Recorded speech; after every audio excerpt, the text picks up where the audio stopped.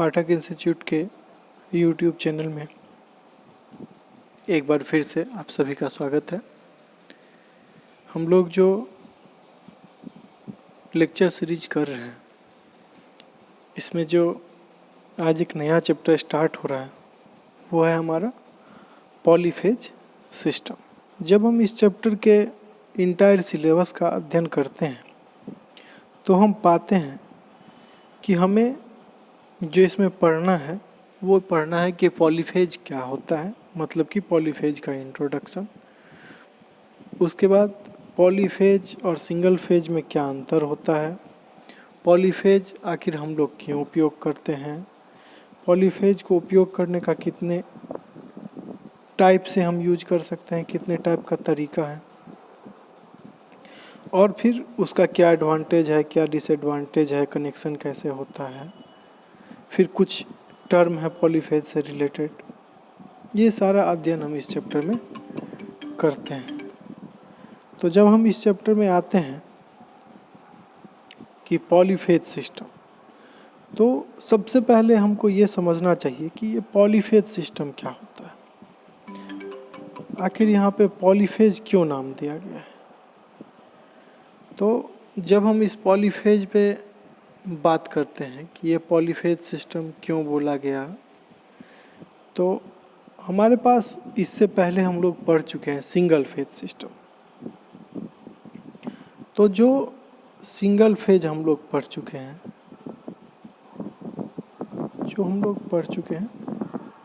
Single phase, तो single phase में क्या होता है, ये फेज का सिंबल होता है, ठीक है।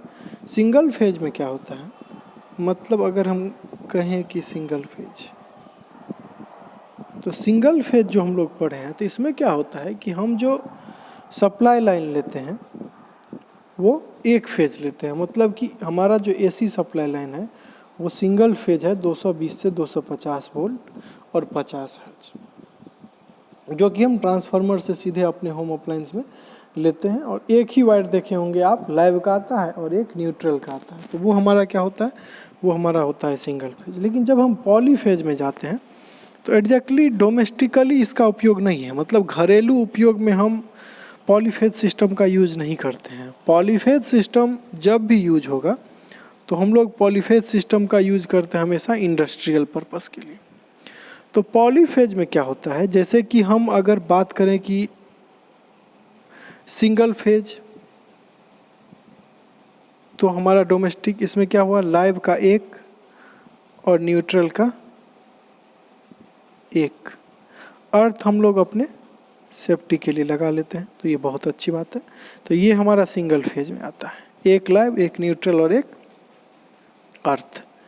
लेकिन जब हम पॉलीफेज का बात करते हैं तो पॉलीफेज सिस्टम में हमारा 2 लाइव, 3 लाइव ये आता है, या इससे ज़्यादा भी लाइव हो सकता है। ये सारा क्या होता है, फेज होता है, ठीक है, 2 फेज 3 फेज। तो जब हम लोग यहाँ पे आते हैं तो हम लोग जो अभी अध्ययन करेंगे वो अध्ययन करेंगे हम लोग 2 फेज और 3 फेज के बारे में। जो अभी हम लोग के सिलेबस में है वो 2 फेज और 3 फेज है। तो सबसे पहला चीज़ क्या हो गया कि सिंगल फेज हम लोग यूज करते हैं डोमेस्टिक घरेलू उपयोग के लिए, डोमेस्टिक इलेक्ट्रिकल अप्लायंस के लिए। जो पिछला चैप्टर हम लोग डिस्कस किए थे डोमेस्टिक इलेक्ट्रिकल अप्लायंस, उसमें आप देखेंगे कि हर पॉइंट में हम लोग क्या बोल रहे थे कि सिंगल फेज। लेकिन जो इंडस्ट्रियल यूज के लिए होगा वो हमारा होगा पॉलीफेज। पॉलीफेज जहाँ पे भी कॉन्सेप्ट आ जाए, आप देखें कि पॉलीफेज का यूज हो रहा है, तो आप क्लियरली समझ जाएं कि पॉलीफेज है तो इसका मतलब है कि वहाँ पे 2 या 3 फेज का बात हो रहा है, या इससे ज़्यादा फेज का बात हो रहा है। तो ये आप क्लियर समझ लें कि या तो 2 फेज का बात हो रहा है, या 3 फेज का बात हो रहा है, या उससे ज़्यादा फेज का बात हो रहा है। और ये यूज कहाँ पे होगा, इंडस्ट्रियल यूज होगा। डोमेस्टिकली इसका कोई उपयोग हमारे पास नहीं है, क्योंकि आमतौर पर हम लोग घर में एक ही सप्लाई लेते हैं। जब कुछ ज़्यादा हमको यूज होता है तो 2 फेज लेते हैं, और वो 2 फेज लेने का कारण होता है कि एक फेज अगर फॉल्ट हो जाए तो हम दूसरे फेज से उसका उपयोग करते हैं। ऐसा नहीं है कि 2 फेज हम एक साथ रन करते हैं, ऐसा नॉर्मल डोमेस्टिक वायरिंग में कभी नहीं देखा गया है। तो इसके इंट्रोडक्शन में तो यही है कि पॉलीफेज क्या होता है, इसको कैसे यूज करते हैं। तो बिल्कुल पॉइंट जो नोट करने वाला है उसमें ये यही है कि पॉलीफेज का मतलब होता है कि 2 फेज, 3 फेज या उससे भी अधिक जब फेज होगा तो उसको क्या बोलेंगे, पॉलीफेज, उसको बोलेंगे पॉलीफेज। ठीक है। और हर एक फेज का जो फ्रीक्वेंसी होगा वो फ्रीक्वेंसी हमेशा 50 हर्ट्ज ही होगा। किसी भी फेज में फ्रीक्वेंसी कम या ज़्यादा नहीं होगा। फ्रीक्वेंसी हमेशा क्या होगा, हर फेज का इक्वल होगा। किसी भी फेज का फ्रीक्वेंसी कम या ज़्यादा नहीं होगा। इस बात को ध्यान रखना है कि फ्रीक्वेंसी हमेशा इक्वल होगा तीनों फेज में। ठीक है। और तीनों फेज का जो वो वोल्टेज रहेगा वही 220 से 250 वोल्ट जो हमारा डोमेस्टिक सप्लाई है, और फ्रीक्वेंसी 50 हर्ट्ज। ठीक है। इसमें कोई दो मत नहीं रखना, इसमें कन्फ्यूजन नहीं रखना है। उसके बाद आखिर आता है यहाँ पे जो टॉपिक दिया हुआ है, वो दिया हुआ है कि एडवांटेज क्या है एसी पॉलीफेज सिस्टम का। तो एसी और डीसी तो आप लोग समझते होंगे, अल्टरनेटिंग करंट और डायरेक्ट करंट, मतलब वैसा वोल्टेज सोर्स जिसका वैल्यू जो है हर हमेशा क्या होता है, सेम होता है। वोल्टेज कभी भी कम या ज़्यादा नहीं होता, तो वो हमारा क्या होता है, डीसी होता है। और जिसका वोल्टेज कम या ज़्यादा होता है वो हमारा एसी होता है। जब हम ग्राफिकली देखते हैं तो हमेशा आप देखते होंगे डीसी को ऐसे रिप्रेजेंट किया जाता है, ये यहाँ पे वोल्टेज होता है। ठीक है। लेकिन जब हम एसी का बात करते हैं तो आप देखते होंगे कि एसी को हमेशा साइन वेव में दिखाया जाता है। मतलब कि यहाँ पे जो वोल्टेज है, यहाँ पे जो वोल्टेज है, यहाँ जो वोल्टेज है, यहाँ जो वोल्टेज है, हर जगह इसका वोल्टेज क्या है, सेम है। यहाँ वोल्टेज सबसे कम है, यहाँ वोल्टेज सबसे ज़्यादा है। ठीक है। तो ये क्या है, ये एसी है, ये हमारा एसी है। तो जब भी हम लोग बात करते हैं कि एसी पॉलीफेज सिस्टम का एडवांटेज, तो यहाँ एडवांटेज कहने का मतलब है कि लाभ।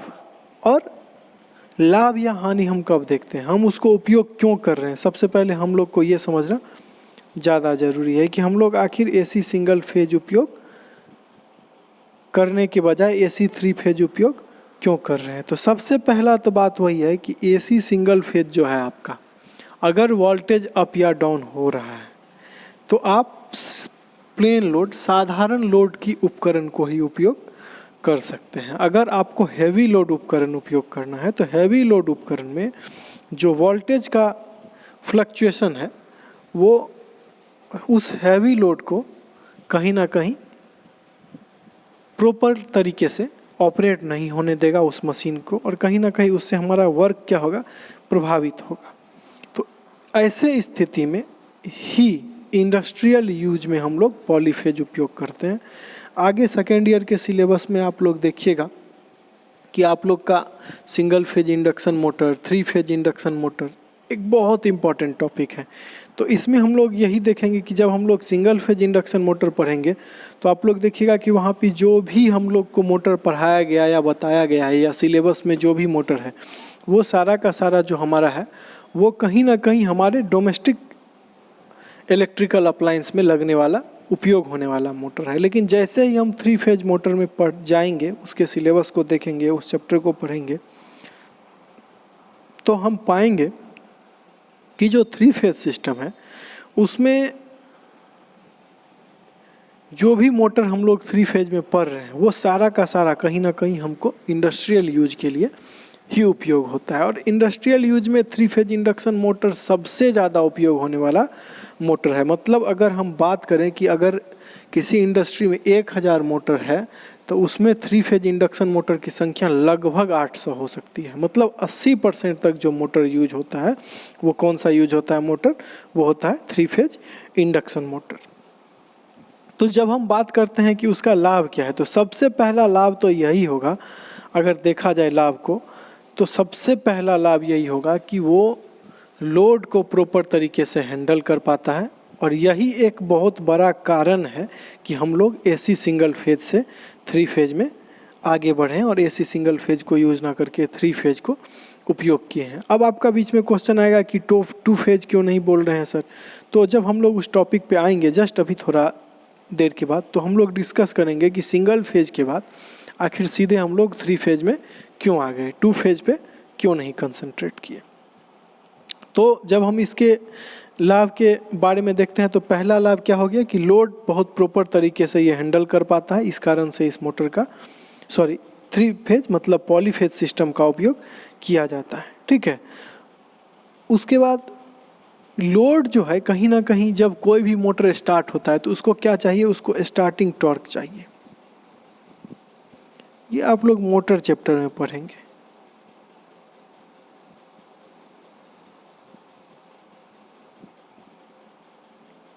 तो जब स्टार्टिंग टॉर्क चाहिए उसको, तो 3 फेज में क्या होता है कि स्टार्टिंग टॉर्क बहुत आराम से अचीव हो जाता है।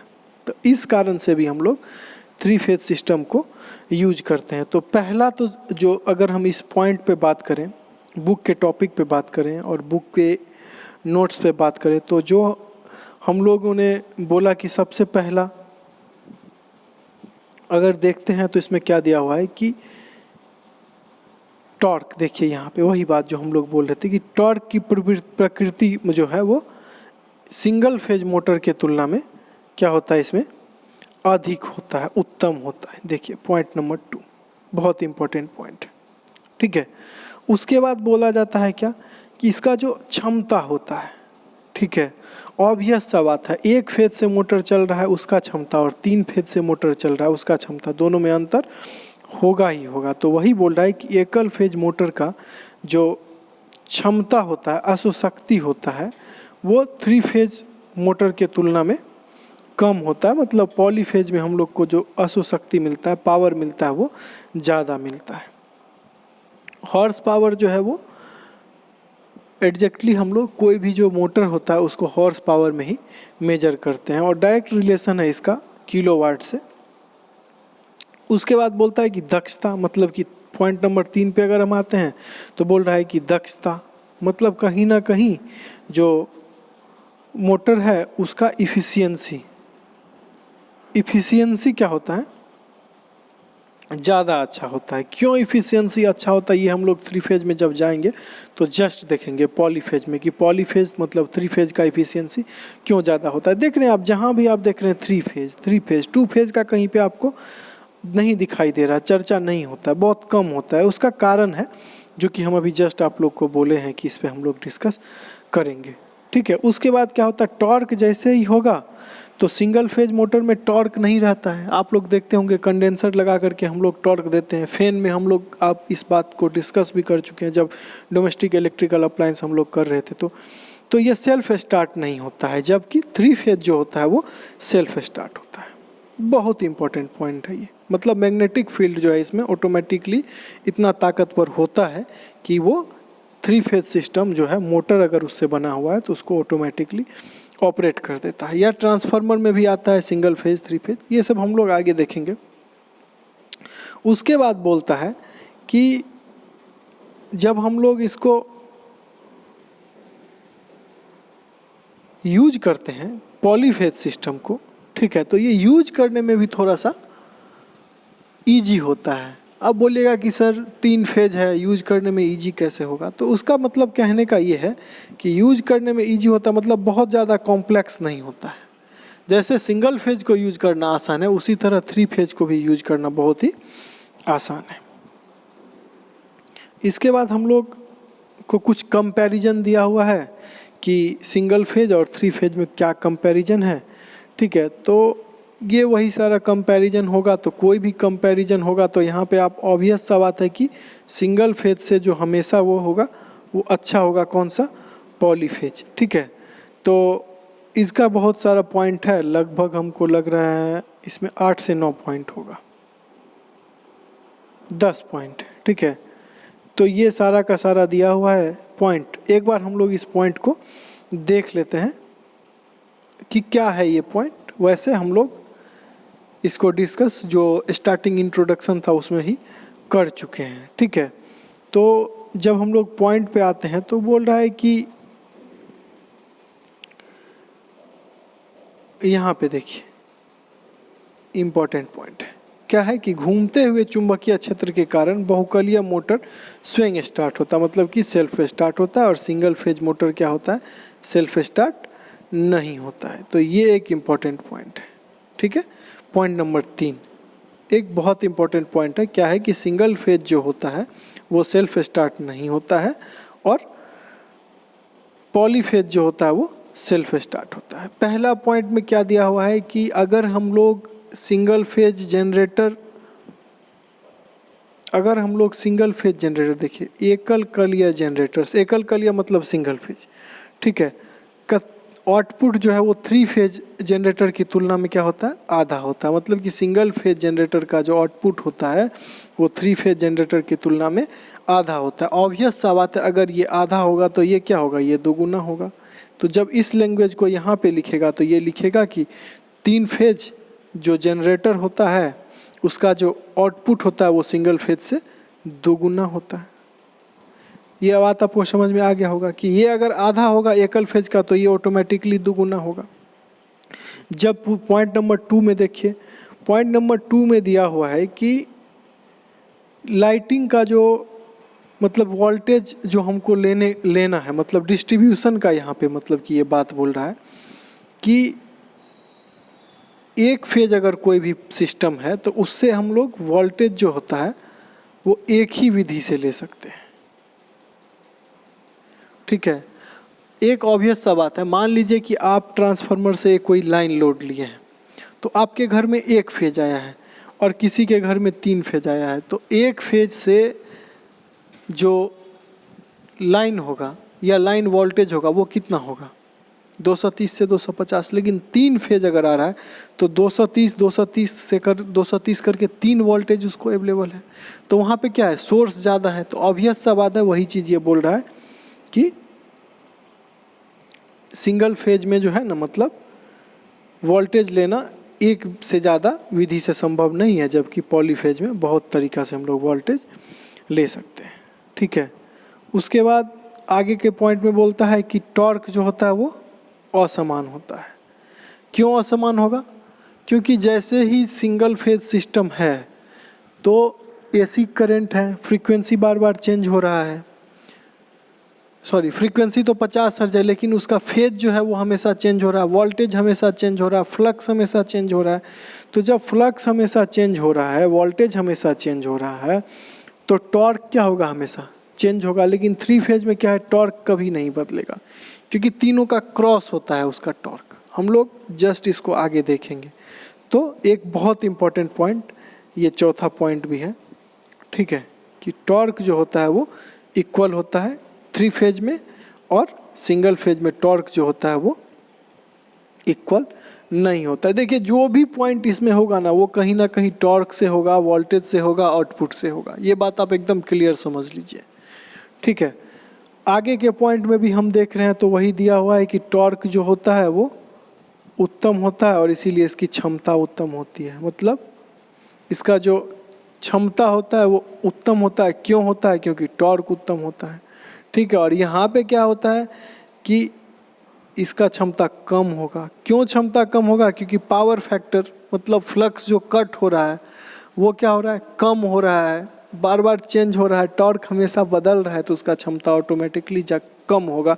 यही कारण है कि क्या बोले थे हम कि लोड हैंडलिंग कैपेसिटी जो होता है वो 3 फेज सिस्टम का ज़्यादा अच्छा होता है, जबकि सिंगल फेज सिस्टम बहुत ज़्यादा लोड को हैंडल नहीं कर पाता है, ठीक है। उसके बाद बोल रहा है कि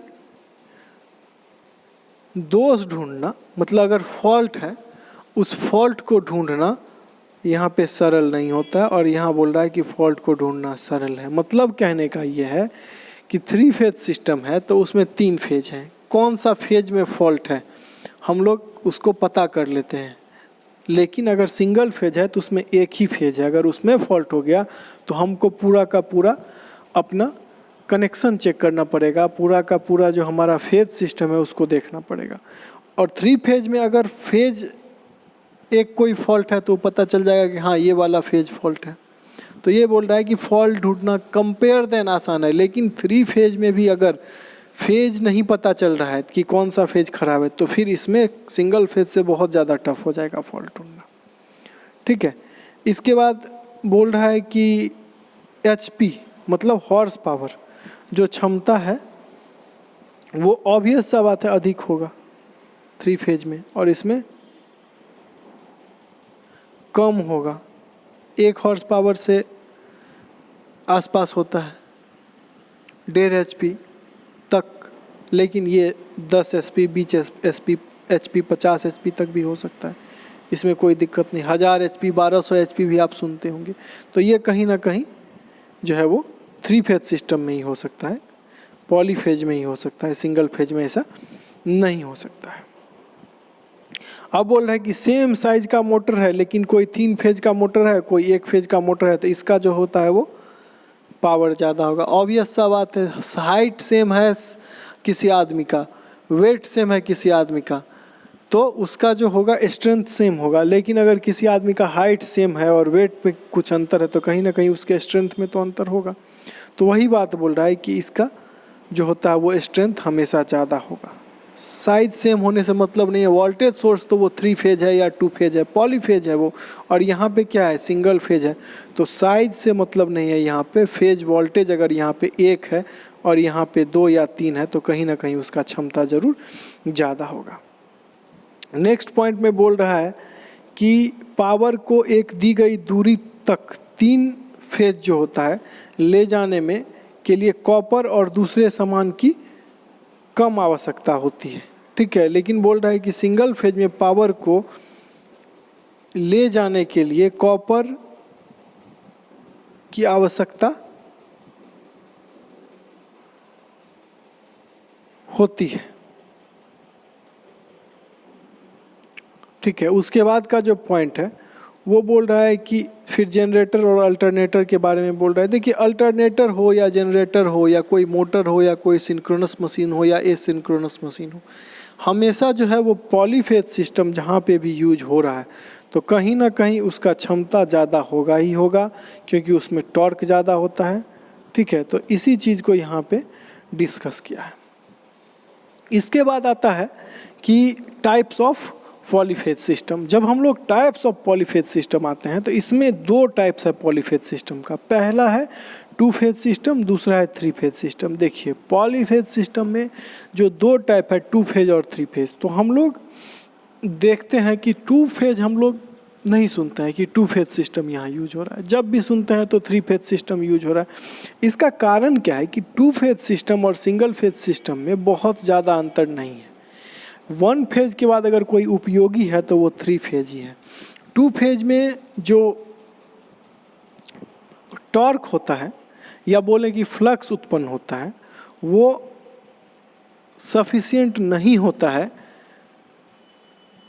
कंपेयर देन लोड। तो इस कारण से हम लोग 2 फेज सिस्टम को ना यूज करके 3 फेज सिस्टम को यूज करते हैं सीधे सिंगल फेज के बाद। 2 फेज का मतलब यहाँ कहने का क्या है कि अगर मान लीजिए यहाँ से कोई 1 फेज हम लिए, ये 1 फेज सिस्टम है, 1 फेज हमको और लेना है, तो वो 1 फेज जो हमारा होगा और अगर हमको लेना है तो मान लीजिए वो 1 फेज हम ले लेंगे यहाँ से।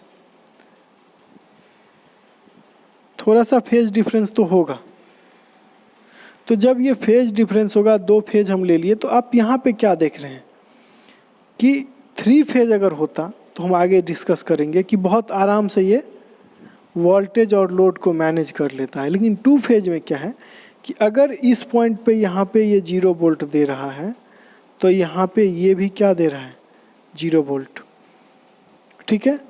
और जब हम यहाँ इसका पीक देखते हैं तो फिर यहाँ पे हमको क्या दिख रहा है कि कहीं ना कहीं वोल्टेज ऑटोमेटिकली फिर से लो हो ही गया। लेकिन हमारा प्रयास क्या रहता है कि वोल्टेज इस तरीक़ा से हो जाए कि वो कहीं ना कहीं डीसी की तरह एक्ट करने लग जाए। मतलब मेरा कहने का ये है कि हमारा जो सोच होता है वो आप देखे होंगे कि इस तरह से बुक में डायग्राम रहता है, मतलब कहीं ना कहीं ये डीसी की तरह बिहेव करे। मेरा 3 फेज बनाने का मेन वजह जो है, मेन रीज़न जो है, ये यही होता है।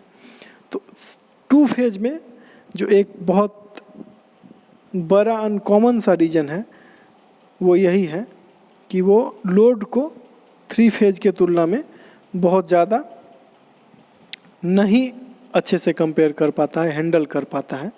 और इस कारण से हम लोग 3 फेज यूज करते हैं सीधे सिंगल फेज के बाद। देखिए जो डायग्राम हम बना रहे थे वो यहाँ पे दिया हुआ है। देखिए इसमें क्या है कि देखिए जो वोल्टेज है, ये क्या वोल्टेज 1 है, ये वोल्टेज 2 है। दोनों जब यहाँ पे ये देखिए, ये फेज 1 का, ये फेज 2, ठीक है। दोनों क्या है, ये दोनों जो आपको नज़र आ रहा है, ये जो दो आप देख रहे हैं, एक ये और एक ये दोनों पे बाइंडिंग है। और यही जब घूम रहा है तो क्या हो रहा है, फ्लक्स उत्पन्न हो रहा है। और यही फ्लक्स क्या हो रहा है कि हमको,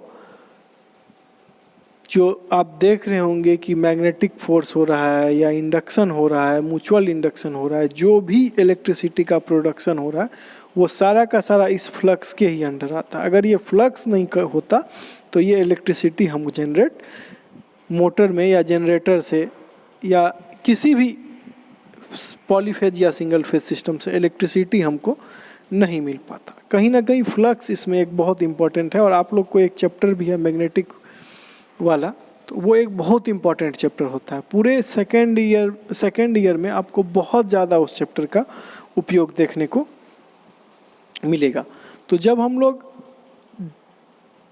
पॉलीफेज में आते हैं, डबल फेज में आते हैं, तो यहाँ पे क्या होता है कि वोल्टेज का जो है, जो आप ग्राफ देख रहे हैं, ये कहीं ना कहीं हमारे लोड के लिए उपयुक्त नहीं होता है। जब हम इसमें आगे बढ़ते हैं, 3 फेज में आते हैं, तो ये सबसे ज़्यादा उपयोग होने वाला सिस्टम है 3 फेज। ये लोड को बहुत इजीली हैंडल करता है, लोड बहुत आराम से इसमें हैंडल होता है। और यही कारण है कि हम लोग सिंगल फेज से सीधे आ जाते हैं 3 फेज में। क्लास में हम लोग इस चीज़ को एक बार डिस्कस कर भी चुके हैं कि सिंगल फेज के बाद हम लोग 3 फेज में डायरेक्ट क्यों आते हैं। यहाँ पे आप एक बात देखे होंगे कि ये एंगल जो होता है, ये आप देख रहे होंगे यहाँ पे एंगल का क्या फॉर्मूला होता है। एक कोई मान लीजिए पॉइंट है, तो यहाँ पे 360 डिग्री का एंगल बन रहा है, तो 360 डिवाइडेड बाय फेज, ये फॉर्मूला होता है कॉइल के या इंडक्टर के, या आप बोल सकते हैं जो हम फ्लक्स कट होता है उसका जो ये वाला अरेंजमेंट होता है वो कितना डिग्री पे होगा, इसके लिए यही फॉर्मूला यूज़ करते हैं। अगर हम यहाँ पे देखें तो हम यहाँ पे लिखेंगे 360/2, क्योंकि 2 फेज यूज हो रहा है, तो यहाँ पे क्या होगा 180 डिग्री। मतलब कहने का है कि ये और ये जो फेज हैं एक दूसरे को 180 डिग्री पे, जो इसका फेज लाइन है वो कहीं ना कहीं जो इसका वो कॉइल है या मैग्नेट है, जिससे कि हम मूव कर रहे हैं जिसको, मतलब एक आयरन कोर पे एक कॉइल लपेट करके, तो वो 180 डिग्री पे अरेंज होगा। लेकिन जब हम इसको 3 फेज में पढ़ते हैं, तो चूंकि फॉर्मूला 360 बाय फेज होता है, तो यहाँ पे 360/3 होगा, तो यहाँ पे क्या होगा 120 पे होगा। मतलब यहाँ पे जो भी चीज़ आप लोग को देखने के लिए मिलेगा, देखिए हर जगह पे आपको यूज क्या होगा 120, ठीक है। तो इसमें वही होता है कि बाइंडिंग किसी भी कोर पे कर दिया 120 पे, 3 मतलब 360 पे है, तो एक मान लीजिए यहाँ रहा, एक यहाँ रहा, तो एक यहाँ रहा, पहला दूसरा तीसरा, तीनों को 120, सब का एंगल एक दूसरे से 120 होगा। और ये आपस में जब रोटेट करता है, तो आप लोग देखते होंगे पॉलीफेज सिस्टम हो या सिंगल फेज सिस्टम हो, फ्लक्स जनरेट होता है, फिर वो फ्लक्स कट होता है और फाइनली हमको आउटपुट के रूप में इलेक्ट्रिसिटी मिलता है। ये जनरेशन ऑफ इलेक्ट्रिसिटी में ये चीज़ आता है, ठीक है। तो हम लोग पॉलीफेज में जब 3 फेज में आते हैं, तो देखिए 3 फेज में जैसे ही आए, तो देखिए ये जो हमारा ये जीरो वाला जो ये आपको दिख रहा है, ये बिल्कुल बेस लाइन। पहला फेज हमारा ये नॉर्मल एसी सिंगल फेज जो हम लोग देखते हैं, ठीक है। दूसरा फेज मान लीजिए हमारा ये है, ये दूसरा तीसरा में कोई भी हो सकता है, तीसरा हमारा ये है।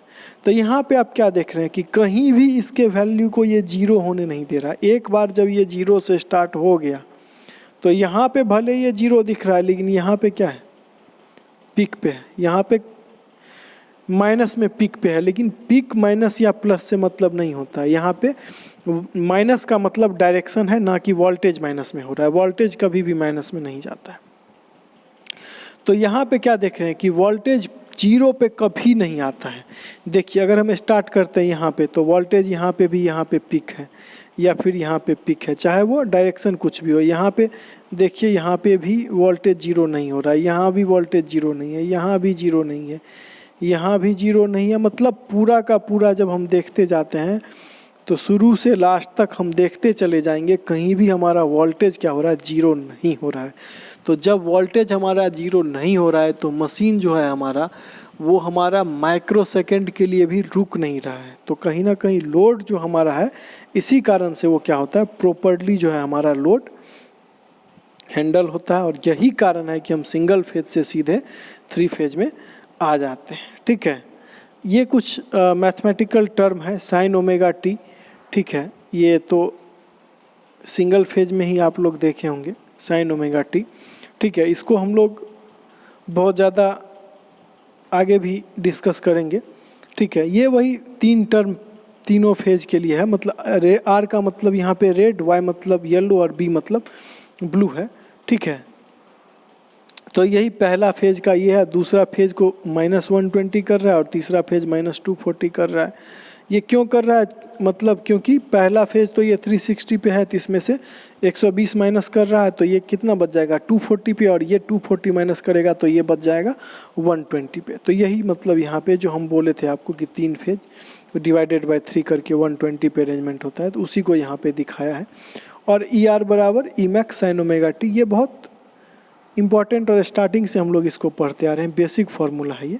ठीक है, मैग्नेटोमोटिव फोर्स जो होता है उसका जो पिक मान होता है, मैक्सिमम वैल्यू होता है, उसी को ई मैक्स बोला जाता है। ठीक है, उसके बाद बोल रहा है कि वही 3 फेज सीक्वेंस में जो पीक वोल्टेज है मतलब आर वाई बी में, तो वही देखिए यहाँ पे यही अरेंजमेंट जो हम आपको यहाँ पे दिखाए थे, जो अरेंजमेंट हम आपको ऐसे करके दिखाए थे, ये उसी अरेंजमेंट को दिखाया है कि 120 डिग्री पे तीनों आपस में अरेंज होता है। और फाइनली जब ये मूव करता है तो इसका जो डायग्राम ऊपर था कि कभी भी वैल्यू को वो जीरो नहीं होने देता है, वही चीज़ यहाँ पे बताया गया है। अब कुछ रिलेटेड टर्म है 3 फेज सिस्टम से। तो रिलेटेड टर्म में फेज वोल्टेज है, तो फेज वोल्टेज पे है, उसके बाद से आपको लाइन वोल्टेज है, फेज करंट है, लाइन करंट है, फेज पावर है। तो ये सारा का सारा जो है ये डिफिनेशन है। ठीक है, इसको आप लोग एक बार पढ़ लीजिएगा, जो प्रॉब्लम होगा तो फिर उसको मैथमेटिकल टर्म में हम लोग जहाँ पे प्रॉब्लम होगा तो उसको हम लोग आराम से डिस्कस करेंगे। क्योंकि अगर हम इसका ये डिफिनेशन पढ़ने लगेंगे तो पता चला कि इस चैप्टर को कंप्लीट होने में ये वीडियो 1 घंटा से ज़्यादा का हो जाएगा। और इस चैप्टर के लिए 2-2, 3-3 वीडियो बनाना बहुत ज़्यादा ये नहीं है, क्योंकि इस चैप्टर बहुत छोटा चैप्टर है और ये ऑलरेडी सिंगल फेज में ही पढ़ना है। लेकिन चूंकि एक चैप्टर है अलग से, तो चलिए हम लोग भी सोचे कि आप लोग को भी एक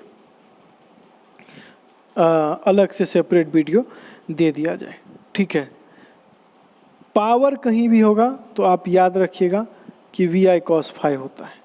ठीक है, चाहे सिंगल फेज में है तो 1 होगा, 3 फेज में है तो 3 होगा, 2 फेज में होगा तो 2 होगा। इसके पीछे में 1, 2, 3 जो लगा देंगे वो फेज हो जाएगा। 1 लगा दीजिए, 2 लगा दीजिए, 3 लगा दीजिए। ठीक है,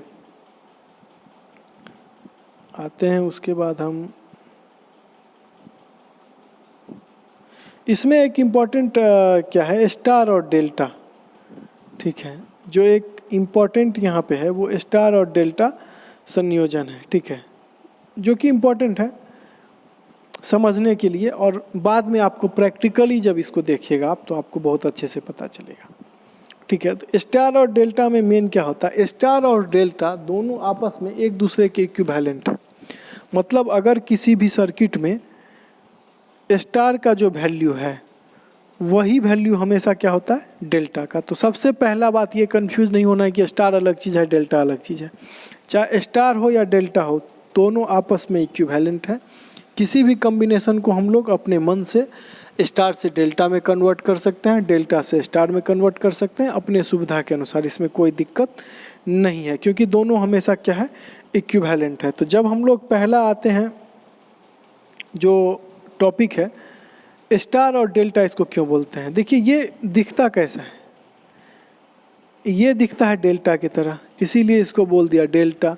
और जब हम लोग आगे स्टार देखेंगे तो वो दिखता है स्टार की तरह, इसीलिए उसको बोल दिया स्टार। और इसको दिखने के कारण ही ऐसा बोला जाता है, और कोई कारण नहीं है। स्टार में क्या होता है कि हर एक जो लोड का जो 2 जंक्शन पॉइंट होता है, देखिए 2 पॉइंट कॉइल का, ठीक है। तो हर एक जो जंक्शन पॉइंट होता है वहाँ पे हम क्या करते हैं कि वहाँ से हम लाइव को कनेक्ट करते हैं, ठीक है। हर एक जंक्शन पॉइंट से एक एक हम पॉइंट को कनेक्ट करते हैं, ठीक है। ये जो कि यहाँ पे आप देख रहे होंगे कि R, Y और B है, ठीक है। लेकिन जब हम आते हैं स्टार पे, ये वही बोल रहा है कि 3 फेज का जो है वही लाइन वोल्टेज क्या होता है √3 इंटू फेज वोल्टेज, और वो जितना मतलब लाइन वोल्टेज है वो बराबर होगा फेज वोल्टेज के, ठीक है। इसीलिए बोलता है कि फेज पावर जो होता है वो 3 इंटू फेज पावर। वही बोले थे कि 3 आया तो 3 से, 1 आया तो 1 से, 2 आया तो 2 से, यही सारा चीज़ यहाँ पे डिस्कस किया गया है, ठीक है। कुछ विशेषता ये दिया हुआ है, उसको हम लोग देखेंगे।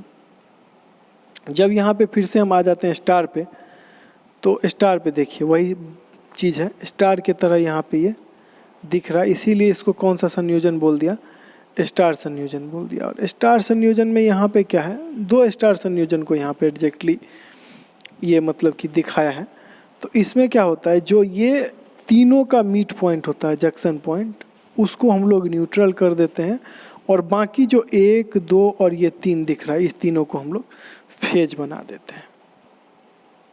तो ये हमारा क्या हो जाता है, ये हमारा हो जाता है स्टार। और फिर मैथमेटिकल टर्म है ये सारा कि IR is equal to IY, IB, IP, ये सारा आप लोग एक बार देख लीजिएगा, ठीक है। क्योंकि जो सिंगल फेज AC है उसी में सारा चीज़ हम लोग ये सब देख चुके हैं। फिर भी अगर आप लोग को कहीं पे कोई समस्या होगा तो आप लोग इस पे पूछ लीजिएगा। फिर आगे जो हम लोग बढ़ते हैं तो बढ़ते हैं कि 3 फेज प्रणाली में शक्ति मापन, मतलब कि पावर मेजरमेंट हम लोग कैसे करते हैं। तो आप लोग देखे होंगे कि कोई भी जो हम लोग को पावर मेजरमेंट करना है वो हम लोग वाट मीटर से करते हैं। तो वही बोल रहा है कि वाट मीटर में 1 वाट मीटर का मेथड है, 2 वाट मीटर का मेथड है, 3 वाट मीटर का मेथड है। तो जब हम लोग देखते हैं इसको डिस्कस करते हैं अच्छे से, तो पहला है 1 वाट मीटर मेथड। इसमें क्या होता है कि 1 वाट मीटर को मतलब कि लगा दिया, और वो वाट मीटर एक ही लगा होता है, हमेशा पैरेलल में लगाया जाता है। ये तो आप लोग ये एक चैप्टर होगा आप लोग को मेजरिंग इंस्ट्रूमेंट, इसमें आप लोग देखे होंगे कि वाट मीटर पैरेलल में यूज होता है, ठीक है। तो इसमें यही दिया हुआ है कि 1 वाट मीटर और 3 फेज में कैसे यूज होता है। तो देखिए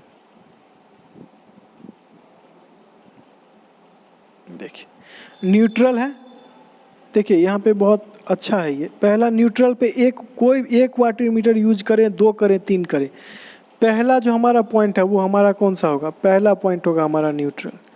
एक लाइन हम हमेशा न्यूट्रल पे कर दिए, और दूसरा कर दिए किसी भी फेज में, R में कर दिए, Y में कर दिए, B में कर दिए, कोई दिक्कत नहीं, किसी भी फेज में हम लगा दिए स्टार के। तो ये वाट मीटर यहाँ पे है, ये हमारा क्या है, ये वाट मीटर है।